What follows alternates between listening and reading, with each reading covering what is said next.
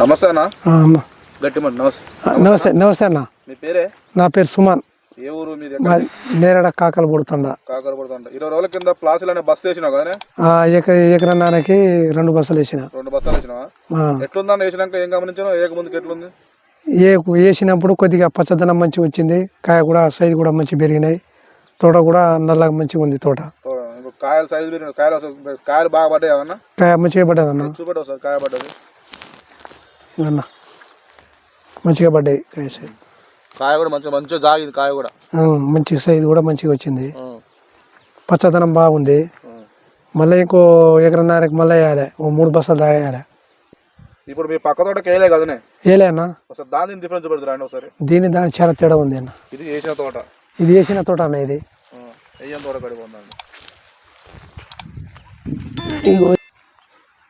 ఏం తోట అన్న? ఇది ప్లాసులు వాడని తోట. పాషలు వాడిన తోట. ఇది మొత్తం ఎట్లుంది అట్లా ఉంది. కాపు కూడా కాపు చూపెడతారు. కాపు ఏమైనా ఉందా దీనికి? కాపు కూడా లేదన్న. కాపు కూడా అంత లేదు. ఏం లేదు దీనికి. కాపు కూడా పడతలేదు.